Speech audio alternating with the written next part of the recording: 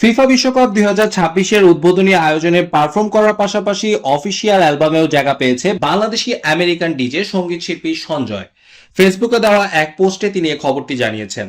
পোস্টে সঞ্জয় জানিয়েছেন, দীর্ঘদিন অপেক্ষার পর এই অর্জন এসেছে। যুক্তরাষ্ট্রের ক্যালিফোর্নিয়ায় সান হোসেতে বিভিন্ন সংস্কৃতির মাধ্যমে বেড়ে ওঠার অভিজ্ঞতা থেকেই তিনি সঙ্গীত চর্চা শুরু করেন। বিশ্বের বড় মঞ্চে গান তৈরির স্বপ্ন দেখতেন বলেও উল্লেখ করেন তিনি।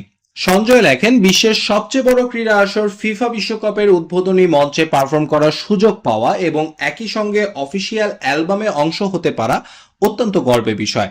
পোস্টে সঞ্জয় আরও লেখেন, এই অর্জন শুধু তার একার নয়, বরং এমন সব তরুণের জন্য অনুপ্রেরণা যাদের স্বপ্ন অনেক বড় এবং যারা তা পূরণ করার চেষ্টা করে। পোস্টে সঞ্জয় জানান, ফিফা বিশ্বকাপ 2026-এর অফিসিয়াল সাউন্ড ট্র্যাকে যুক্ত হওয়া গানটির শিরোনাম সিড।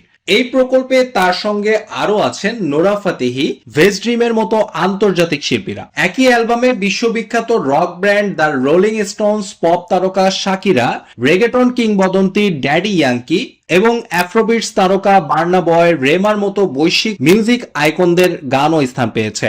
যৌথভাবে এবার ফিফা ফুটবল বিশ্বকাপের আয়োজক যুক্তরাষ্ট্র, কানাডা ও মেক্সিকো, এই তিন দেশই আলাদা উদ্বোধনী অনুষ্ঠানের আয়োজনের পরিকল্পনা রয়েছে। তিন দেশই উদ্বোধনী ম্যাচগুলোর আগে পারফর্ম করার জন্য বিভিন্ন দেশের শিল্পীদের ইতিমধ্যে চূড়ান্ত করেছে ফিফা। তালিকায় আছেন বাংলাদেশের তরুণ গায়ক ও ডিজে সঞ্জয়। তিনি পারফর্ম করবেন মার্কিন পপ তারকার কেটি পেরি এবং দক্ষিণ কোরিয়ার ব্ল্যাকপিঙ্ক সদস্য লিসার মতো তারকাদের সঙ্গে। জন্ম শ্রীমঙ্গলে হলেও সঞ্জয় শৈশব কেটেছে চট্টগ্রামের লাভলেন এলাকায়। পরে তিনি যুক্তরাষ্ট্রে বেড়ে ওঠেন এবং সেখানকার বহু সাংস্কৃতিক পরিবেশ তার সঙ্গীত চর্চাকে সমৃদ্ধ করেছে বলে জানান। পরিবারের সঙ্গীতের পরিবেশ ছিল বলেও উল্লেখ করেন তিনি। তার মা গান করতেন এবং তার নানি সঙ্গীত চর্চার সঙ্গে যুক্ত ছিলেন।